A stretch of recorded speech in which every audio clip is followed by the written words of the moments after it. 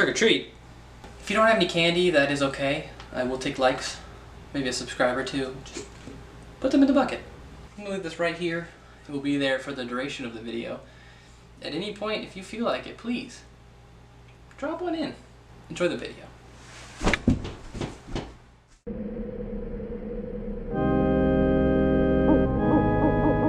So I was going to start this video by telling you a quick and brief, as brief as possible, history of Halloween. But even what I wrote out was still way too long and honestly not that entertaining. So I'm going to shorten it even more. I'm talking like, I'm going to try to get this out in less than a minute. Long time ago, there were some people, they lived in Ireland, I believe. I don't remember. It's been a long time since I researched this. And they believed one night a week, demons and ghosts and ghouls and all those kinds of people roamed the earth. The spirit world and the regular world collided for a little bit. And they didn't like that. I don't like that. So they had to come up with a solution to the ghosts. Nowadays, a solution would be, hey, let's call like a pastor or a priest or something. The Ghostbusters. Anything, really. Their solution was nothing like that. It was, hey, you know what? All these ghosts, they're messing with us people, us humans. Let's just dress up like ghosts. Who are they going to scare? I guess they figured when the ghosts came out, they would see only ghosts. Be like, hey, that's a ghost. Can't scare him. That's like a skeleton or something. I'm not going to scare that guy. That guy's a red Power Ranger. There's no one up here I want to mess with. So they would just go back to the underworld. At least according to them, it worked. And then eventually the Romans caught wind of it and they fucked it up. That's kind of what they did back then. So the Romans turned it into a holiday about saints or something. And yada yada yada. It came to America and now we go trick-or-treating every year. So that's your brief history lesson on Halloween. Alright. I myself only really went out trick-or-treating a couple times before I had to stop because most people don't appreciate a 15-year-old coming up to their door to get candy. Society is weak, and I'm tired of being judged for wanting free candy at the age of 24. I'm like super thankful that my parents changed their minds on trick-or-treating and that I only had to go trunk-or-treating one time, which, for those of you unaware, is the Kids Bop version of trick-or-treating. All the adults would park their car in this weird, like, half circle, and then the kids would go from trunk to trunk getting candy. It kind of took the choice out of trick-or-treating. It was treat or treat. It was treat. That was your option. It was treat. Maybe some religion, because these usually happen at churches. But mostly treat. There's that Roman Catholic influence coming back. Now I'm going to talk about the best part, which would be the candy. The most exciting candy to get was the premium name-brand full-size candy bars. You would be hard-pressed to find anyone who disagrees with me. And those bad boys were usually gone within like an hour before I got home. That's what I would eat while I walked. Kind of power me up. Keep trick-or-treating. Because I was a ninja. And you get home and you try to pig out and your parents would, don't eat all that candy. You're not going to have any teeth left. I'm like, good. Then I won't have to go to the dentist anymore. A little off topic. Stop giving people toothbrushes in their Halloween bags. Stop it. After wolfing down all those full-size candy bars, you were left with the fun-size candy bars. Then a week later, you'd be out of those, and all you'd have left is the rejects, Tootsie Rolls, and Smarties. But, of course, your sweet tooth, your animalistic craving is still there. So, of course, you eat them. You don't really like it. It's kind of a pain to eat Tootsie Rolls, but since you're a kid, you kind of just shove them down your throat. Some kids, that's the only time you get sugar. That's all you had. That might actually be why parents limit their children, because I just had that thought, and I'm 24. Imagine what a 12-year-old's doing with that. All that's left now is one pixie stick that you didn't see. Shoot that back like a shot of tequila. Then all you're left with is an empty pillowcase and a yearning for Pepto-Bismol. I was lucky though. My parents didn't limit my intake after a couple years. They just stopped. They gave up because every day, 12-year-old kid coming up and be like, I want candy, I want candy, I want candy. You're gonna give in. As an 11-year-old, I didn't care about my health though, so they were smart. Very smart to at least try to limit my intake. Honestly, as an 11-year-old kid, all I cared about was seeing how many Reese's Pieces I could fit in my mouth. Too many. One thing that makes Halloween stand out from other holidays, besides the candy, although Christmas has candy, so costumes. Gotta scare those ghosts away. Otherwise, they're gonna get you. They're gonna take all your candy, your soul. Then what are you gonna be left with? Empty pillowcase. Again. The only other dressing up that they really do at holidays is like those mall Santas or Easter bunnies. Or like those ugly sweater parties. I myself have been many things for Halloween, from the aforementioned ninja to a werewolf. That consisted of face paint, a leather jacket, and some very scary, very veiny werewolf gloves. But you can be anything your heart desires, baby. Kids go with superheroes, cartoon characters. Teenagers go as disturbing or like ironic internet trends.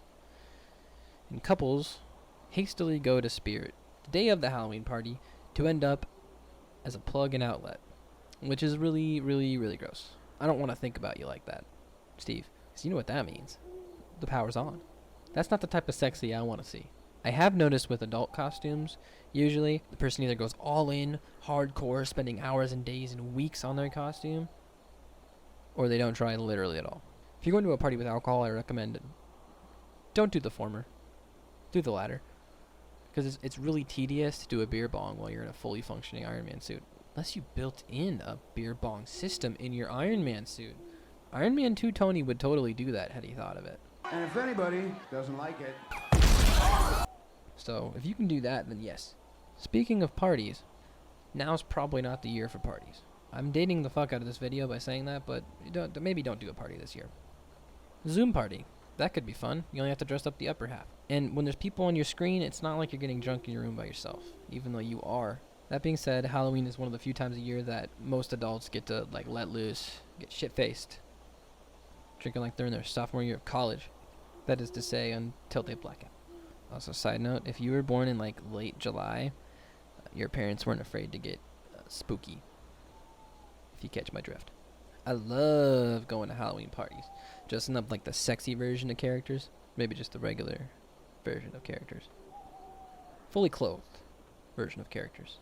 You finally get to the day of the party though, you're ready to go, got a six-pack, you got your costume on, then you realize you agreed to DD the party.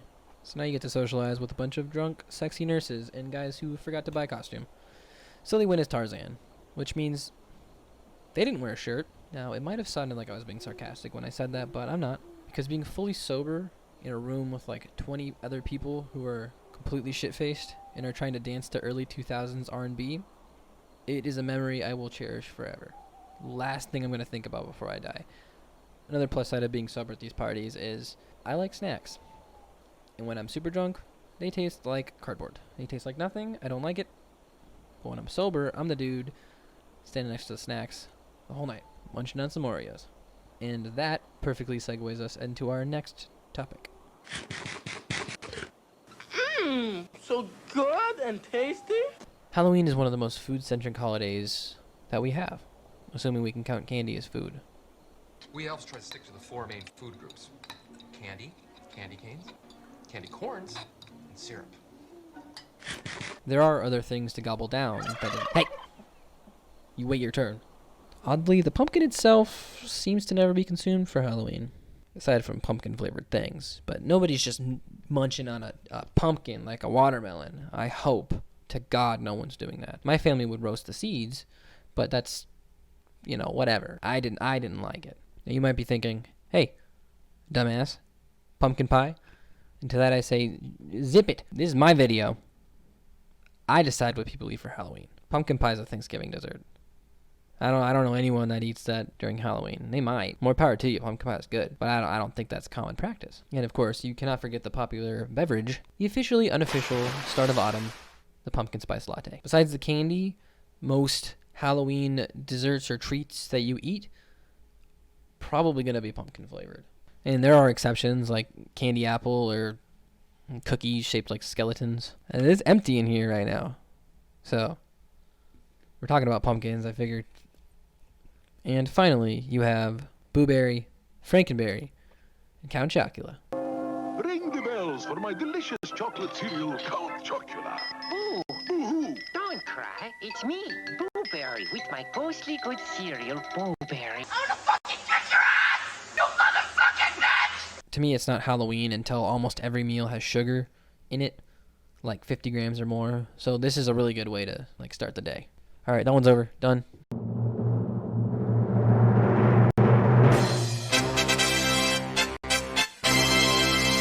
All right, I'm gonna briefly touch on music really quick. There's not a lot. When I mention Halloween songs, I'm sure there are some that come to mind. Spooky, scary skeletons. I put a spell on you.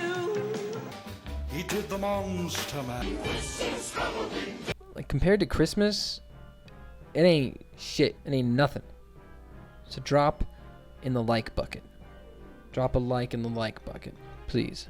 And while I'm comparing it to Christmas, I will say most people actually really like Halloween music because there's not that much of it. Now I'd wager 30% of what pisses people off about Christmas is the music. If you don't like Christmas, Christmas music is just twisting the knife every time you walk into a Walmart. Right in your little Grinchy heart. Why do you hate Christmas? And on the opposite of that, pretty much everyone I know that actually likes Christmas music is like when that starts playing on the radio, woo!